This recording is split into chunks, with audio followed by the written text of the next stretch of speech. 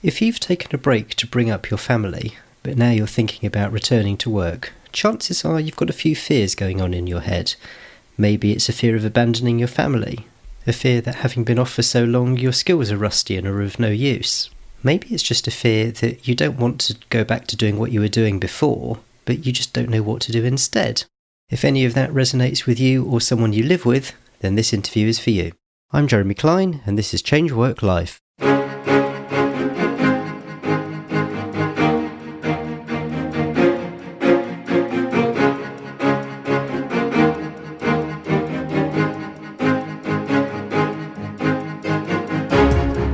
Hello and welcome to Change Work Life, the podcast that's all about beating the Sunday evening blues and enjoying Mondays again. Now, long-time listeners may remember my interview with Janine Esbrand of Lightbox Coaching back in episode 38. That interview was all about overcoming the challenges of balancing a career with parenthood, and it's well worth listening to if you've recently started a family or if you're thinking about doing so in the near future. This episode is a follow-up to that subject, and we're going to talk specifically about how parents who've taken an extended period out of work to bring up a family can start to think about going back to work. And to talk about all this, I'm delighted to be joined by Diana Cregan. Diana is a founder of Back to Work Roadmap, where she helps parents reconnect with their professional identity. Diana, welcome to the show. Thank you so much for having me, Jeremy. It's a pleasure. Can you start by giving us a bit more of an explanation about who you help and how you help them? Yes, of course. So I really support mothers who have stayed home to raise a family. They've had a career prior to having children and decided to stay home. And then they've got to a point where they have decided that they think they want to go back to work and they're really not quite sure where to start. They're a bit stuck. And so I help them navigate that process of working not only with some really practical things that they might need, but also some of those confidence, self-esteem issues to really bring them to a point where they can move confidently forward into that search back for work. And before we go a bit more into the detail about what sort of tips and strategies you have to help, how did you get into this area in the first place? What's your backstory? I guess I'd like to think that finally all of the dots of my life have joined together to form this arc of your career, if you like. I have a really varied background and moved from industrial relations to recruitment, where I spent several years in a few different versions, and then general management. I had a few of my own businesses, lived overseas for many years, actually lived in the States, and then came back to Australia. And when I returned, I realised that having returned to a city that I hadn't lived in for 20 years, I was really stuck. And I was really that woman who knew she wanted to do something but just simply did not know where to begin. And I retrained and saw a career coach and ended up starting my own coaching practice. And I started in executive recruitment because it was what I knew quite well. And then I moved into life coaching and then crossed into career coaching. And in that transition, I realised that I was attracting this same sort of woman over and over again who wanted to go back to work, knew that she was capable, had the intelligence to do, but just did not know where to begin. And I realised, my gosh, that's my own experience. I'm seeing my own experience being relived over and over. And I just realised it was everywhere. And that's really what drove me to start the business. What got you into coaching? I think I've always been fascinated by people. I find human beings endlessly fascinating. And almost all of my jobs in some capacity were about helping other people have a better life or a better business or things to run more smoothly. It was very much a problem-solving kind of background. And I had worked for a corporate training and development company when I was living in Sydney, and I loved that job. I wasn't actually a trainer, but I could see what the trainers were doing, and I'd actually been exposed to their training in a different life and loved what they were doing and how they were doing it. In many respects, it's like I finally ended up on the right side of the ledger, having watched them train and develop all these other people. When I was going through my own coaching, career coaching, we went through all the various diagnostics and assessments, and it just kept coming back that watching people grow and be the best that they can be was something that was just going to tick all the boxes for me. So that's what I did, all sorts of different accreditations, and coaching was one of them. And it was when I did coaching that I thought, that's it. That's where I should be. That's what I should be doing. And what was it that drove you to get coaching for yourself in the first place? I Actually, it was a very good girlfriend who could see how frustrated I was and how I just did not know what that next step should be. And she herself had some career coaching for different reasons. And she said, I think you should go and see this woman. I think it will be really helpful. And I'd never had exposure to coaching prior to that. So it was a completely new experience. And in the process of it, not only was I personally benefiting tremendously, but a few light bulbs were going off in my head thinking, oh my gosh, I love this process that we are going through. I love what she is able to facilitate in these sessions that I'm having with her, and just how over a matter of a couple of months, I had gone from feeling really quite uncertain and insecure and just not knowing where to turn to in terms of my next career incarnation to feeling so energized and excited and optimistic about the future. I thought that is a career for me. If I can do that for other people, then that will absolutely tick all the boxes. And before you got coached yourself, were you aware of coaches? Did you kind of know they exist, or was this something you hadn't really considered? No, I had not considered it at all. I'd been exposed to training, that corporate training and professional development, but I'd never seen it on the personal side, and I'd certainly not seen it from a coaching perspective.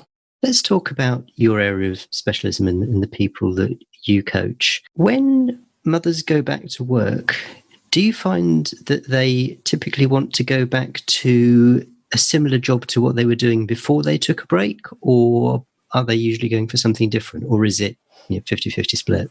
No, I would say more often than not, they're not wanting to go back to the same thing. I was in this area and I don't want to do exactly that, but probably somewhere in that space. And other people are, now that I have a choice about what I do next, I don't want to go anywhere near that again. So it really is quite split, but I would say the minority want to go back and do exactly the same thing. Do people realise that they have a choice? Because a lot of people get stuck into thinking that I did this, therefore when I go back, I need to do this again, even if it has been 10 or 15 years since I last did it. It is such a good point, Jeremy, and that is one of the biggest mindset shifts that I get all of my clients to reflect on during this journey that we go on, is that they actually have a choice. They have become so accustomed to living by default, as it were, that they don't even believe that they have a right to make a choice about what their next role is. And what I try and get them to do is shift from being grateful for being given any job opportunity to actually seeing that they are valuable, they have skills, they have life experience, and they have work experiences that actually make them a really valuable employee. And it's getting them to see their own worth and their own value, because that will shift all of the nature of the conversations that they have with any prospective employer. So I think that's just tremendously important. It is that power of, you actually have a choice here and it's up to you. That's really interesting. And I think it's probably not just something that's limited to parents going back to work, but people generally, this idea that we do have choices. We are not necessarily defined by what we've been doing for the past 10, 15, 20 years.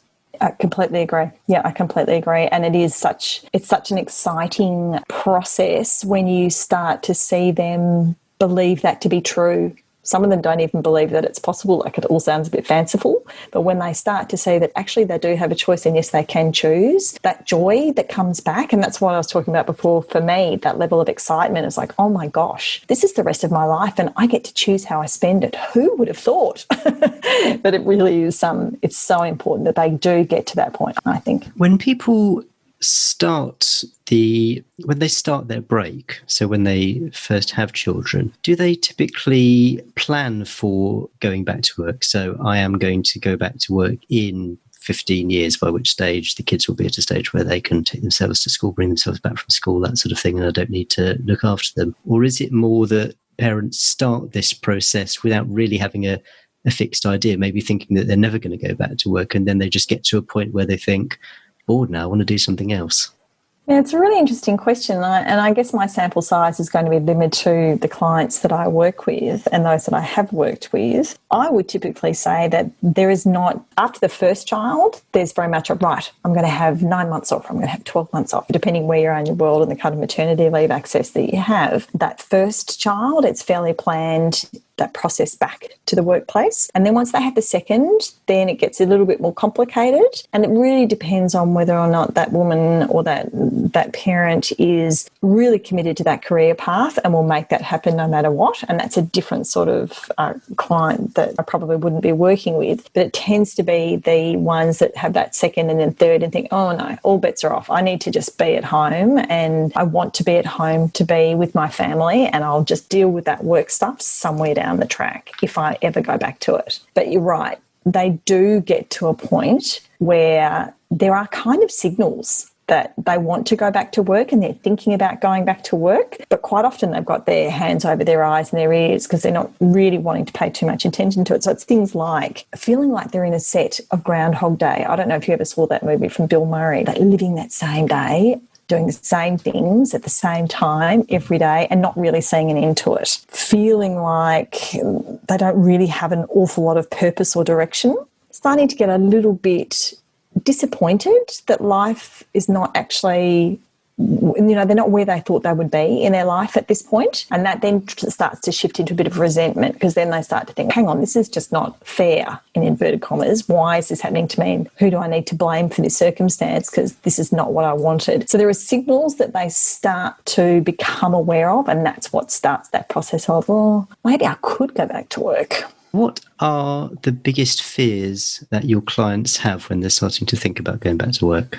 Yeah, and there are some really consistent ones, and really I refer to them really as obstacles because that's, essentially what a fear is. But there are three main obstacles that they think that they have. This is what they think is holding themselves from moving forward. And the first one is that they don't want to feel like they're abandoning their family. They don't want to appear selfish. They don't want to appear that by them making a choice to go back to work, that their family is somehow going to suffer. The kids are not going to get fed properly. The washing's never going to get done. The groceries won't get bought. That somehow the household will fall apart. So that's one thing that I think, I'm not even going to begin because everything's going to fall apart. The second one is that I don't have any skills anymore. I've been out of the workforce for so long. What have I possibly got to offer? No one would want what I have. It's been so long. I can't remember how to turn on a computer. They start to feel really lacking in confidence, and that comes down to the confidence and self-esteem issues all wrapped up in that point. And then the last one is I don't have a network. How on earth am I going to get a job? I don't have a network, and I just don't want to go out to really awkward, cringeworthy networking sessions where I just have to meet stranger upon stranger and sell myself. I'm not going to do it. And that holds them back, and they just choose not to do anything, even though those signals are still out there in the background, not stopping. Just pausing there, the first objection or the first obstacle, abandoning family, is that something that's still people get as concerned about today? Just to my mind, and maybe this is just my sort of perception and attitude, but that sort of seems a bit almost old-fashioned. I've got this vision of, the 1950s housewife. Yeah, 60s housewife. who's concerned that she doesn't have tea ready at 6 o'clock when father comes home and slippers out. Yeah, and the children bathed and lined up at the door kind of thing. And do people still think in those terms in the modern age? Yes, they do. And I think it's not so much about the slippers by the door, that sort of thing. I think it's much more around the fact that our kids' lives are so active and so busy.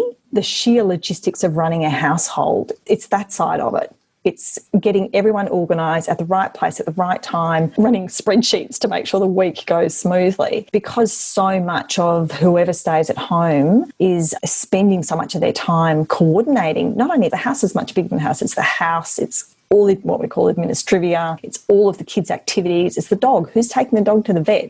There's just so much endless stuff in a household that they think no one could possibly do it as well as I do. It's just going to be too hard to hand over any responsibility to anyone. I'm not going to delegate. I'm just going to get it done myself. Okay, so things like taking John to football practice and taking Bella to ballet school and all that kind of thing. Yeah, that's exactly right. I understand that. Now, you described those three things as obstacles which people think are holding them back, which suggests that those aren't necessarily the obstacles that are holding them back.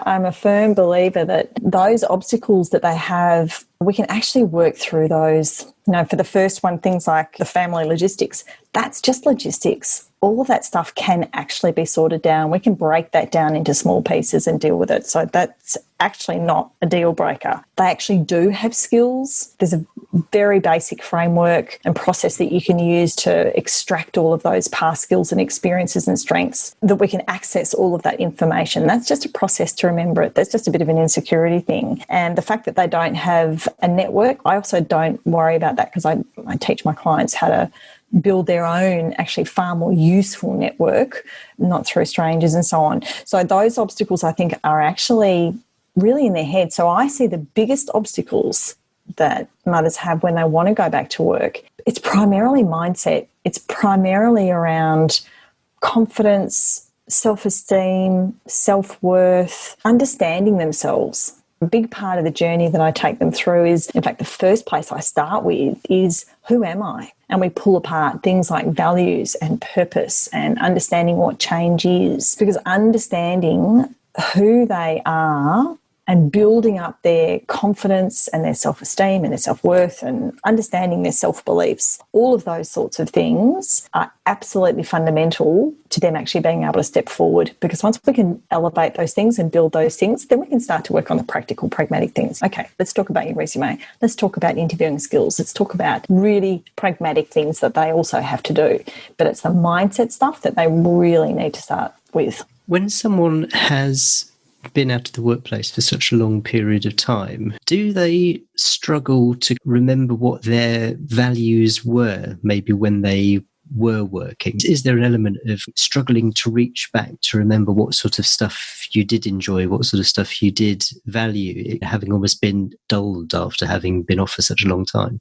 Yeah, and more importantly, they've probably changed. Your values change throughout your life. So even going back to those past ones that were really important to you, that doesn't necessarily mean that they're the same. I know for me, when one of my past kind of values that I was very high was productivity and efficiency and getting things done. I was hyper-organised and I expected everyone around to be hyper-organised. But as I've, some would say, softened and mellowed over time, it's actually not the number one thing for me. Kindness is the number one value for me, because without kindness, everything else may as well fall away. From my perspective, that's just the values. That is one of the first things that I get them to do. So there's a fabulous website, I don't know if you're familiar with, viacharacter.org. So that's a free survey that anyone can do, and you can buy for the bigger, more extended report, but there's actually a free one that you can take. It's not that long, but it's really valuable, and it actually spits out a report at the end that helps articulate your values, your top values. And then what I get my clients to do is reflect on those and think, okay, how do I live those values at home? How would someone around me know that I live those values? And then as we move through a program, we start to think, okay, this is my value. How might that be reflected in my workplace or my work style or my job? And then we start to align them. Just going slightly off at a tangent, there are all of these online personality tests and that sort of thing. Are they actually effective? Or I suppose in particular, is this one effective? It depends what you're doing it for. So effective is the word there. I think all of these different surveys, different diagnostics, different psychometrics, for me, they're all about self-awareness. They're really about the individual being able to have greater clarity around who they are. Because the more you know yourself, the more informed your choices are about moving forward in terms of everything in life. But in this context, talking about work and what's going to be important to you. Do they work in terms of helping you understand yourself and be able to articulate yourself? Yes, I do. I think they're really helpful and really valuable. Would I use them for any other particular purpose? I'm not really sure. And presumably even once you've got the results, that's not going to be the end of it. There's going to be the next stage as to how you then take whatever those values are and apply it to whatever it is that you do next. Yeah, so then it gives you the opportunity to reflect on whatever you're doing. If you look at your habits, if you look at your daily routines and think, gosh, I do that every day, but does that really align with my values? Is that really important to me? Do I want to keep doing that? Or is that something that I felt like I've had to do for the last 15 years? So I've been doing it, but actually, how do I want to spend my time? I think I'm going to check it out myself, actually. Never mind. It's really good. I do really rate it. It's been around for a really long time, and all of the material is actually used anonymously globally for all sorts of different measurements and benchmarking. But it's great, so I recommend it. Cool. I'll check it out. How far in advance of a potential return to work is it a good idea for someone to start doing all this thinking and reflecting and, if necessary, taking advice? That's another one of the obstacles that women put up for themselves, which is I can't take it on now because I can't go back to work yet. I've got too much that I've got to get done. But what I try and remind everyone that's going back to work is it will probably take you a bit longer than you think. And in fact, the speed that you do it is in your hands. You can really accelerate the process, or you can take a whole year to do it if that's what you want to do. I would say on average, it's about a 3 to 6 month journey, depending on how quickly you want to move through it, There inevitably, I think there's a good 3, 4, 6 weeks of thinking and questioning and getting to know yourself a bit better, but at the same time it's doing pragmatic work. So really, I would say 3 months is a good start. And I guess it's interesting what you say, that it's people don't actually have, or people in this situation don't necessarily have a deadline other than those they impose themselves. And I wonder whether, reflecting on career change generally, people in this position, parents who are going back to work after an extended break, might actually be in a better position than other people contemplating a career change. And the reason I say that is that if you've got a parent who is working, maybe they're the sole provider, maybe both parents are working, but they are working and they're contemplating this sort of career change, then they're going to have the added layer of the financial on top. If I stop working, if I take a pay cut to start something new, if I take 6 months to a year out to start a new business, that's going to cause an immediate drop in the family income. Whereas presumably a parent who hasn't been working for that length of time, well, they've been toddling along quite nicely for that period. So the financial imperative perhaps isn't there. Is that a fair assessment? I think that's a very good assessment. Yeah, that's absolutely right. Because if you're going back to work because there's a financial imperative, that's going to change the nature of the whole process. If you have to do it, then you're going to move quickly. And you're not going to be looking at how well your values align and really be thinking about greater fulfillment and personal satisfaction. It's, I need to pay the bills, so I need a job. So I would agree completely. Yeah, they don't. There's not the financial imperative. If there's not one been for the last 3, 5, 10, 15 years, then they can take 3 to 6 months to work this out and make sure it's exactly where they want to go. Other things that these parents can do, even if they're not immediately thinking about going back to work, but they want to start, they've got a bit of time that they can start better setting themselves up for when they return to work. You mentioned networking. Are there things that they can do to organically build up their own network, or do other things, voluntary work maybe, to start building up their skills? If they're doing voluntary work already, that's great, whether it's through the school or the local sports club or whatever it might be. Any kind of volunteering work is helpful. But you touched on something that I think is very important that I do get my clients to do, but they can really start at any point. Once they've taken the time to work out a bit about themselves in terms of their values and what's important to them, they've had a look at their strengths and their skills and their experiences and started to think, I loved it when I was doing X, Y, Z. They made me feel fantastic. The day flew. I was having so much fun. I just loved doing it. It didn't even feel like work. When we can start to work out what those strengths are, combining that with values and so on, if they think that they want to perhaps go in a slightly different direction, I really encourage them to do lots of research. And I don't just mean doing it online, although start online because it's a wealth of information there, but actually start to have conversations with people in those industries, in those sectors. People love to give advice or tell you about their experiences or what they think of the industry that they're an expert in. And by just going through the process of doing this research, I call them informational interviews. When you're doing this process, you're building a relationship straight away with this person. They don't think that they're being asked for a job, so they're happily going to sit there and chat to you and give you lots of information. You're not seeking a job, so there's no pressure on you to be performing or in some stiff kind of interview. You're genuinely out there looking for information and research, because it's not until you actually start to go down the process of having conversations with people who are in those roles that you can even determine whether or not it is something that you want to pursue. So, for example, I had a client who was convinced that she wanted to start a health bar business. She was very healthy, she was very active.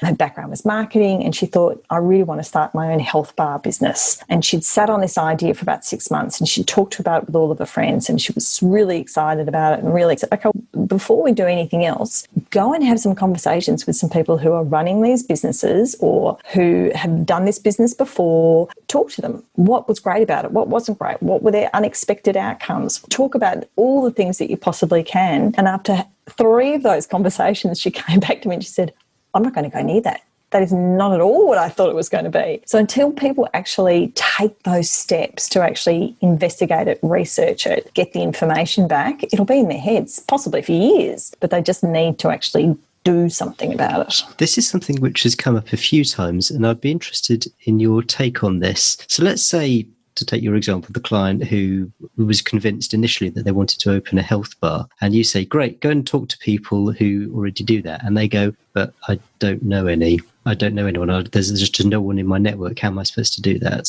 Then that's when we start to get past fear, which is why working with fear and understanding fear is a big part of what I do with my mums, is to get them to ask for help. You know, someone said something to me a couple of years ago that I just think is so powerful, and I just recommend everyone have in their heads. You can't say the wrong thing to the right person, and you can't say the right thing to the wrong person. So therefore, don't be afraid to be asking for help, asking for advice, asking for direction, because the people who want to help you, they will help you.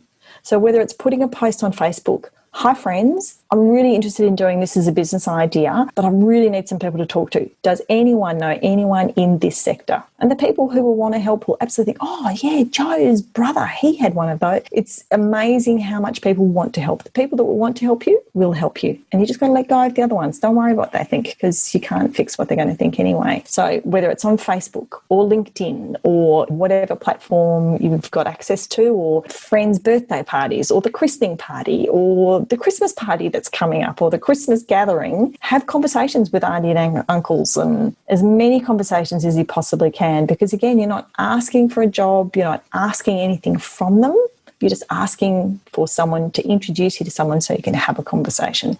Do you have any specific strategies for reaching out to these people and contacting them? I'm not talking about the intermediaries, but let's say that you don't know anyone in your circle who has any contacts in a particular area, but you go on LinkedIn and you find a random person who is maybe in the same town as you, maybe 100 miles away, whatever they are. Do you have any strategies for how to get in contact with these complete strangers so that you do actually get in touch with them and can ask them some questions? Exactly that, Jeremy. That's exactly what I tell my people to do. So go onto LinkedIn, do research, find out what industry, what sector, like really niche it down as much as you possibly can so you can do a good search. Work out who there is on your target. LinkedIn's fabulous for seeing who they're connected to. So just double check that there isn't a second or third connection there somewhere that you can go via. But if there's absolutely no connection, you will be amazed the number of people that will give you time. If you are not asking for anything, if you are not selling anything, if you simply say to them, hi Bob, I'm thinking about going back to work. This is an industry that's really fascinated me. I don't know if it's the right one for me though. I'm trying to work that out now. I've spoken to who's given me some great advice. I've done this research in this area, but I would love to hear your thoughts on this specific area of this industry and just hear your experiences just to see whether or not it is something that I do want to explore. Can I buy you a cup of coffee for 15 minutes or can I have a Zoom meeting with you for 15 minutes? When people are asked for their advice and their opinion and their experiences, they're often so willing to give it to you, particularly if they feel like you're not asking anything from them. And the worst they can do is probably not say no, but ignore you. You just send something and it disappears into the ether and you never hear from them. Absolutely. That's exactly right. And so that fear of, but what if they ignore me? Doesn't matter. You only need one or two people. That's exactly right. That's exactly right. How realistic do people returning to work need to be? And let me just explain that question. Someone's going back at the age of, maybe 40 or 45. Are there some careers where it's just not necessarily going to be particularly practical for them to start down that road just because they do involve such a huge amount of maybe training or experience? At that sort of age, There's going to be things which are automatically ruled out. So I don't think anyone's going to become a professional athlete at that sort of age, or unlikely not at a top level. But are there any things, I don't know, the professions, medicine, for example, might be an example, or I was going to say law. I'm sure that's probably one which you can go into at that sort of age. But to what extent does there need to be a tinge of reality, or is it just no, all bets are off, you can start exploring anything you like? I think you can start exploring anything you like, but it's in that process of exploration that, combined with that level of self-awareness, what's important to me, what are my values really at this point in my life, it's in that process that people start to work that out for themselves. As long as they've taken the time to do that pre-work, to think about who they are and what they're looking for, they might decide that actually, I don't want to chase that particular career path anymore. That's really not going to do it for me. What's really more important is X, Y, Z. But until they go through that process of exploring, it'll always be in their heads, oh, maybe I should, maybe I could. But until they do the work, they won't know. They won't know. That's why I make sure that clients actually do the groundwork before they start actively pursuing, with direction and purpose, a very specific career path. And I guess even if you do start at a late stage in something like medicine, then you can do that as long as you've just got the recognition that chances are you're not going to build up 40 years of experience, because odds are you're not going to be practicing by the time you're 80, but you can still maybe get 20 years in. That's right. Or if you want to do medicine because you've always wanted to do medicine and you were always fascinated by it, and you put it aside in your previous career because it was not, for whatever reason, something that you could do, if your fulfillment is coming from simply doing that, then by all means, just understanding why you're doing what you're doing is really central. I'm going to finish by asking the same question which I asked Janine back in that interview that I mentioned, and it's a question which I've shamelessly stolen from Tim Ferriss, which is that if you had a billboard which was going to be seen by millions or billions, but it's your sorts of people, so these people returning to work, and they're in this place where they're fearful and they don't really know where to start, what message, image, whatever would you put on that billboard to give people a starting point? It'd probably be too many words for a billboard, but I guess I'd be saying you have the right to choose your future, and that the choice is in your hands, and how you want your future to look is up to you to craft. You have to actually do something though, like you have to put some actions in place to explore whatever that might be. You have the right to. You have the rights and the capability and background and experience and all the things that you've had before you had kids. None of that stuff's gone away. That's all still there. So that future that you want, it's up to you to craft. Fantastic. You've mentioned via character. Are there any other resources which either have particularly helped you or which you recommend clients take a look at? Books, tools, quotes? Yeah, there are. There's one of my favourite books of the year actually is a book by Mark Manson, and it's called The Subtle Art of Not Giving an Expletive. I know the book you mean. Yeah. And whilst the title is obviously very provocative and I'm sure has sold very well because of that, he actually deals with some really quite deep, quite profound questions that I think are so helpful, not only for everyone to ask themselves, but in the context of choosing to go back to work, that process of working out what's important to you and why it's important to you, which then helps you make choices and therefore take action. I think that was a really helpful book for me, and it's a really fast read, despite the title. And yes, there is a bit of language in it, but it's actually a very fast read. I think I read it on a plane trip in one sitting, but I found it really helpful, and I give it to clients regularly to read because it will help them in that process, speed up that process of asking those really important questions. One of the things I remember when I read it a few years ago was that, yes, you've got the title and yes, you've maybe got one or two expletives dotted around, but actually I seem to know the tone of it is actually quite sort of soft, quite friendly, quite, almost reassuring. Very accessible, really, as you say, gentle. It was a really gentle, it was quite beautiful what he was trying to get across, and I thought he did a really good job of it. Yeah, I recommend it a lot. Fab. I will definitely put a link to that one in the show notes. And talking of links in the show notes, if people want to get hold of you, where can they get hold of you? Right, so my website is the backtoworkroadmap.com. My Instagram is backtowork.coach, and I have a Facebook page, the Back to Work Roadmap for Mothers, And the same name, there's a private Facebook group there as well, which you can join if you'd like to join. And that one's a group as well as a page. Is that group just for mothers, or could fathers join it as well? It is just for mothers, this one. This is a mother's friendly zone, this particular group. Fair enough. I'll certainly link to all those. And you've kindly provided me some exercises that I'll put in the show notes as well. A worksheet that I think is so helpful for anyone who is thinking about going back to work but feels so disconnected from their professional identity and from their past skills and experiences. It's a framework and a process that leads you through your past skills, and we look at functional skills versus behavioural skills. We look at strengths, working out which are the strengths that are really good and that you want to continue to work with because they energise you. And we also identify those de-energising strengths that actually we're good at but we don't want to keep doing. We look at your experiences, and combining all of those sorts of things, we start to build up a really good platform of language for you to articulate all of those things, whether it's in conversations or interviews or in a resume or any other kind of written work. So it's an ability to condense all of these past things and bring them forward into the present. Well, they will be on the show notes for this episode, so everyone should definitely check them out. Diana, thank you so much. There's been so much value, so much for people to think about here. I'm definitely going to check out the Via Character website. Thank you so much for joining me today. Yes, you're welcome, Jeremy. It was a real pleasure. Okay, hope you enjoyed that interview with Diana Cregan of Back to Work Roadmap. There was one point which came through so strongly for me amidst all the great advice that Diana provided, and that was this idea that everybody has a choice. And this doesn't just apply to mothers or parents returning to work after a long break, but to anyone.